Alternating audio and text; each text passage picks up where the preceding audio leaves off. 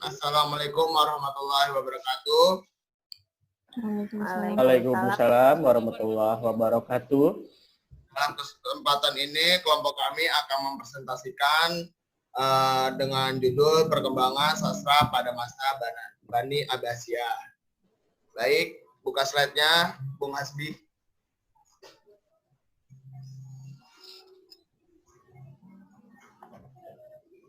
Dinasti Abbasiyah merupakan periode kepemimpinan setelah runtuhnya dinasti Umayyah.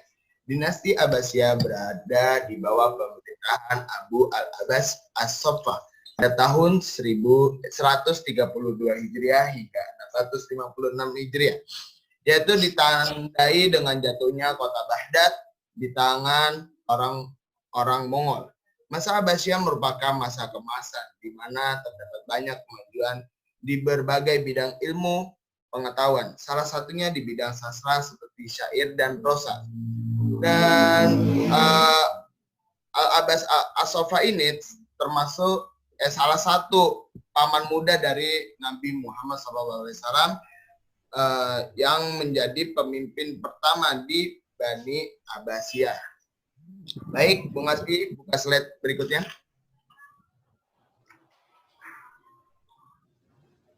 Ada juga faktor-faktor pendukung perkembangannya sastra di zaman Bani Abbasiyah. Pertama, stabilitas politik.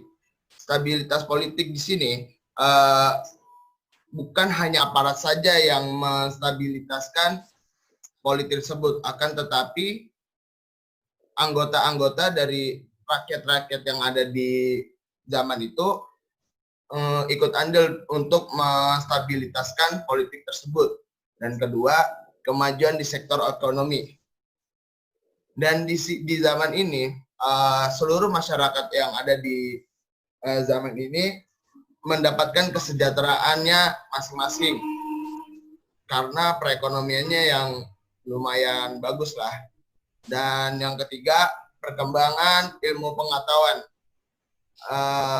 Di zaman ini, didukungnya untuk para ilmuwan mengembangkan sebuah pengetahuan di dalamnya dan mengembangkan sebuah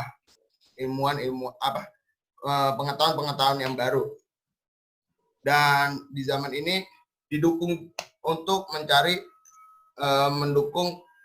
pengetahuan tersebut. Dan keempat, adanya dukungan dari para khalifah. Setelah Abu Abbas ini, khalifah penerusnya, salah duanya adalah Abu Ja'far dan Harun ar-Rasyid. Dia tetap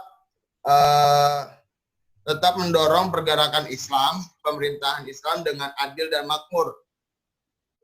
Diawali kan dari Abu Abbas, terus kedua diganti oleh turunnya Abu Abbas, digantikan oleh Ja'far, yang mana dia mendirikan ibu kota baru dengan istananya yang bernama Madinah As-Salam, yang sekarang saat ini menjadi Baghdad. Setelah itu di zaman Harun ar-Rasyid itu pemimpin yang kelima, khalifah yang kelima, di mana di zaman dia ini mencapai puncaknya yang bisa disebut juga dengan the Golden Age of Islam, yang mana ia termasuk khalifah mendirikan perpustakaan terbesar di zamannya, mungkin hingga sekarang mungkin, yaitu Baiat al-Hikmah di kota Baghdad.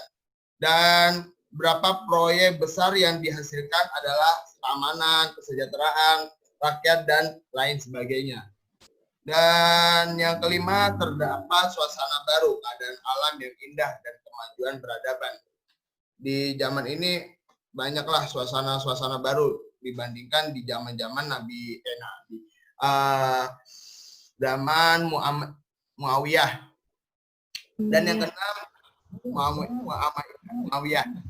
Dan keenam, adanya percampuran kebudayaan Arab dengan non-Arab dan sikap masyarakat yang lebih terbuka. Di zaman ini mulailah non-Arab bergabung dengan orang-orang Arab.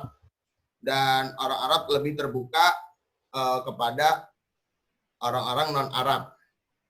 Terus yang ketujuh, adanya penyair baru dari keturunan Persia dan Romawi yang menguasai bahasa Arab dan mampu menghasilkan karya yang setara dengan penyair Arab. Di zaman ini kan udah mulai tuh non-Arab masuk ke zaman ke zamannya Abbasiyah, dan orang-orang non-Arab di sini termasuk orang Persia dan Romawi sudah mulai belajar bahasa Arab dan ikut mengembangkan dan menghasilkan karya yang setara dengan penyair-penyair dari Arab tersebut. Dan ke-8, puisi menjadi kemahiran yang dituntut untuk dipelajari dan dipahami karena kedudukan yang tinggi akan menjamin kemewahan hidup. Dan di zaman ini seluruh rakyat yang ada di zaman itu disuruh untuk memahirkan puisi. Oke, sekian dari saya, akan dilanjutkan oleh Ibu Raisa. Silakan Ibu Raisa. Oke. Jadi selanjutnya adalah karakteristik karya sastra. Nah, pada umumnya yang pertama tidak berbeda jauh sama dengan masa sebelumnya, dengan Bani Umayyah.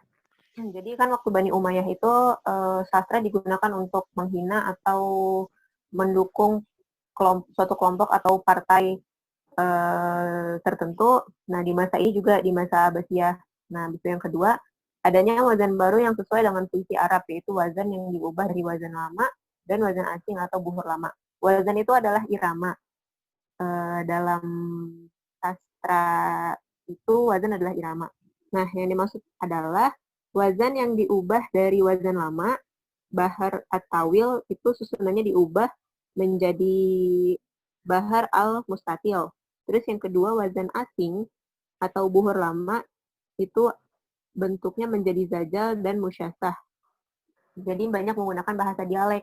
Terus yang ketiga, selain tema al-madah, al-hija, al-fakhr, al-risa, al-ghazal, dan al-wasfi, terdapat juga tema baru, yaitu pemujaan arak, ghazal laki, zuhud, syu'ubiyah, dan zandaqah atau ilhad.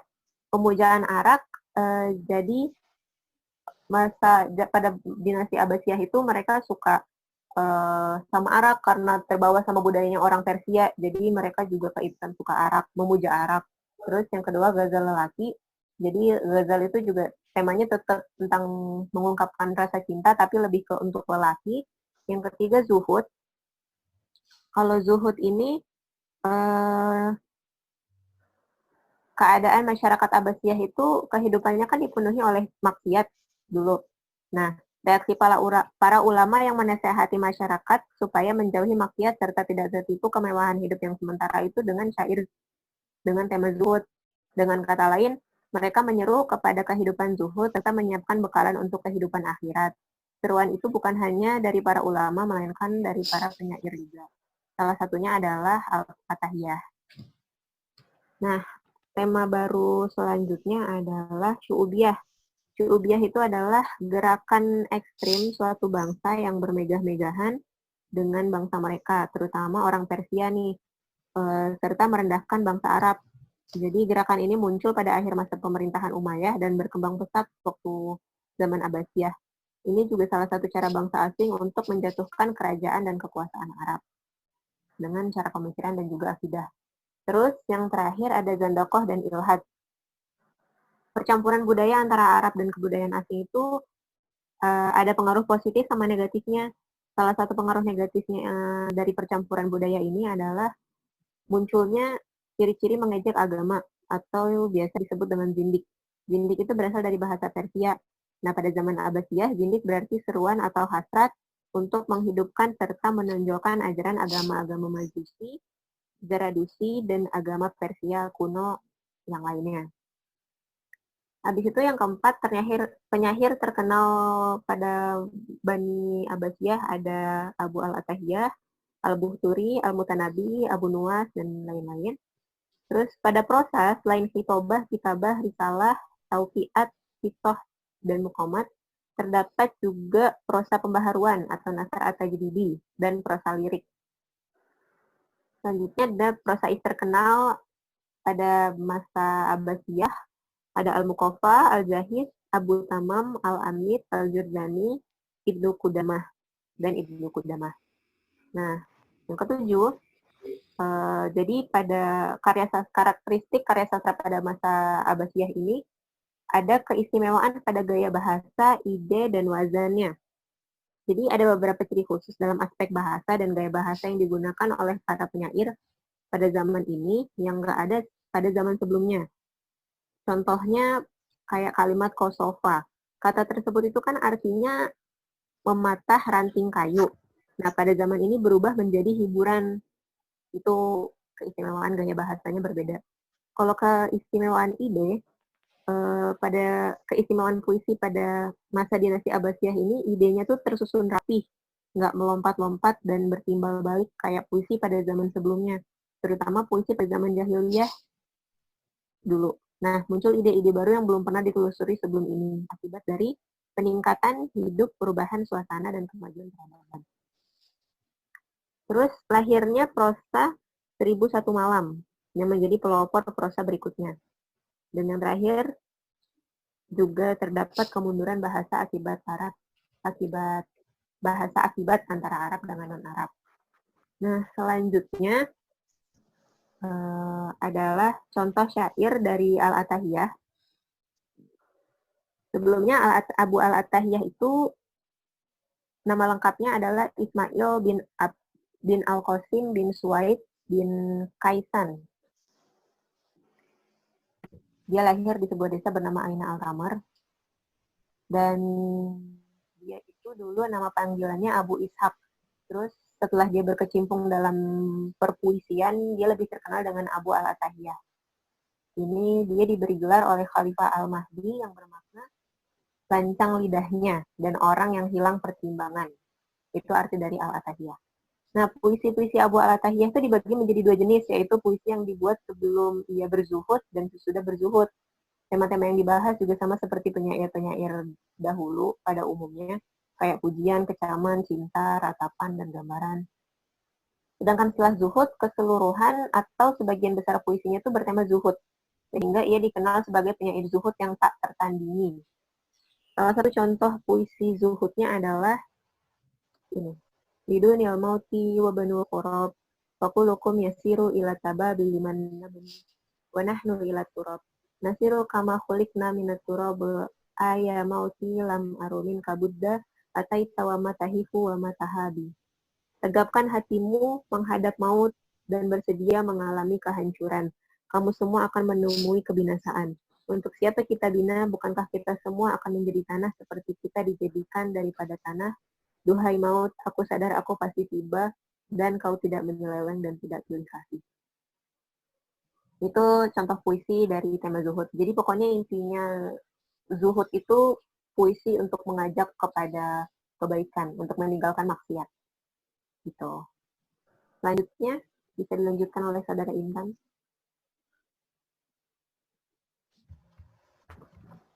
Nah, seperti yang sudah disebutkan pada sebelumnya,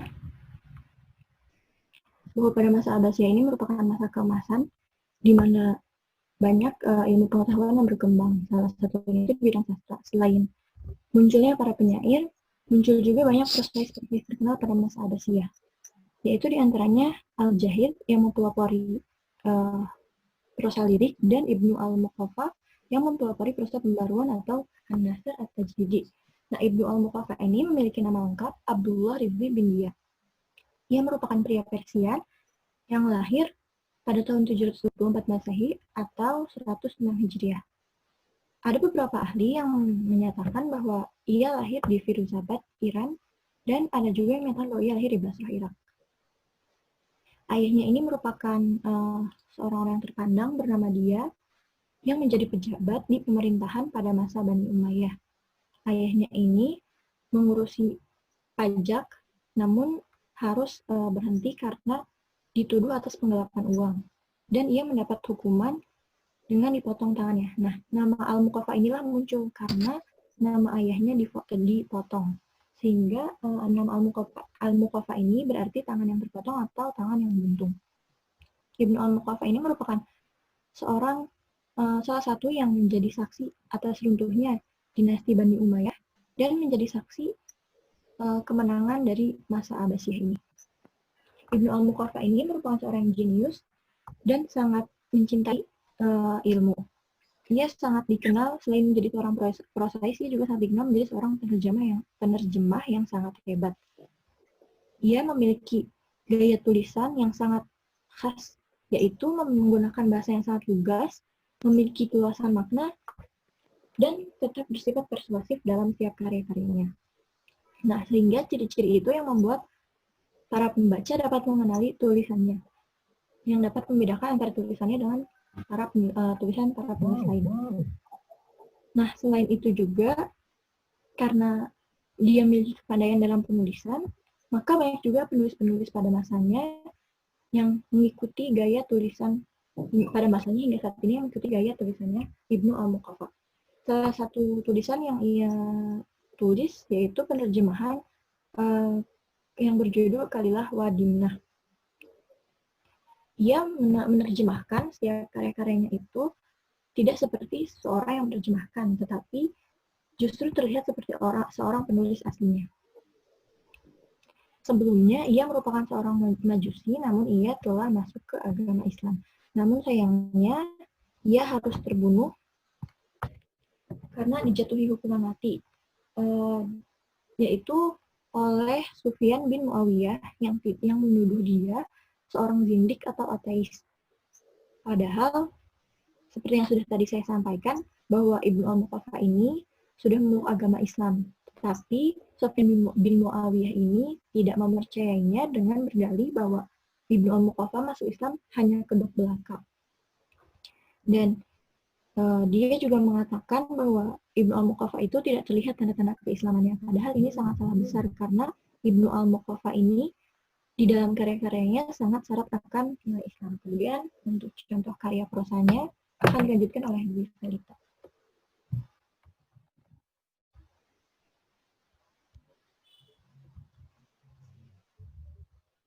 Ini idza tarokamta alaikal a'mal falatal misuruh fil madafi'atiha yauman biyaumin wa rawgon minha innahu la rohata laka illa fi isdariha wa inna sabru 'alaiha walladhi yukhaffifuha 'anka wad-dajar walladhi yuraqimuha 'alaika fatahadu min dzalika fi nafsika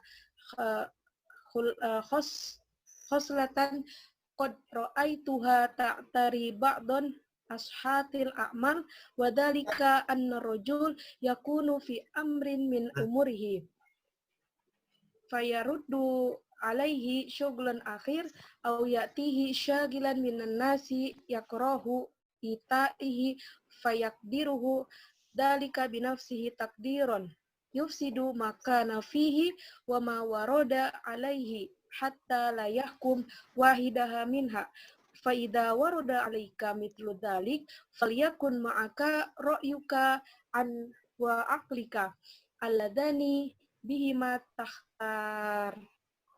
takhtaril umur tumal ikhtarul ulal amroini bisyaglika fashtagil bihi hatta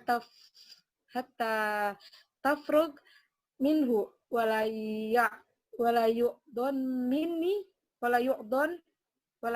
min alaika fautan mafata au takhir ma takhir. Yang mana inti dari karya dari Al-Muqaffa itu adalah apabila kita bekerja itu harus disertai dengan kesabaran. Karena tentu saja dalam bekerja pasti ada rasa bosan. Jadi kalau kita bosan pada pekerjaan kita atau pada pikiran kita, kita tuh harus sabar, jadi jangan meninggalkan pekerjaan tersebut. Itu adalah contoh prosa dari karya Ibnu al-Muqaffa. Terima kasih. Selanjutnya disampaikan oleh Hasbi.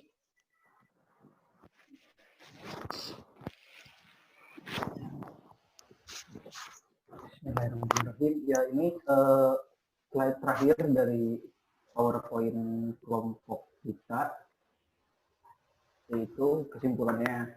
Nah, di kesimpulan ini, yang pertama adalah adanya perkembangan sastra pada masa Abbasiyah merupakan masa keemasan pada zaman itu. Nah, terus yang kedua,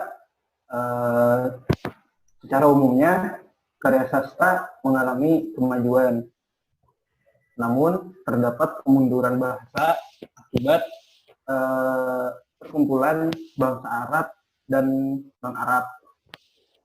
Terus adanya faktor pendukung kemajuan karya sastra, yaitu adanya dukungan dari para khilafah, terus adanya stabilitas politik, perkembangan sektor ekonomi, kemajuan ilmu pengetahuan. Terus penyair-penyair yang terkenal diantaranya At-Tahiyah itu yang tadi sudah dijelaskan. Nah, terus ada lagi Al-Buhturi, Al-Mutanabbi, dan Abu Nawas. Nah, terus ada lagi adanya tema baru seperti pemujaan Arab, terus Ghazal lelaki, Duhud, Syu'ubiyah, dan Zandaqah. Nah, terus dalam wazannya atau bentuknya terdapat wazan baru, yaitu wazan yang diubah dari wazan lama dan wazan asing atau buhur lamanya. Nah, terus ada lagi prosais terkenal yaitu Al-Muqaffah yang tadi sudah dijelaskan. Lalu ada lagi prosais yang terkenal yaitu Al-Jahiz, Abu Tamam, Al-Amidi, Al-Durjani, dan Ibnu Qudamah. Lalu terdapat prosa pembaharuan dan prosa lirik. Dan yang terakhir dari kesimpulan ini adalah pada masa ini tercipta prosa yang terkenal yaitu kisah 1001 Malam.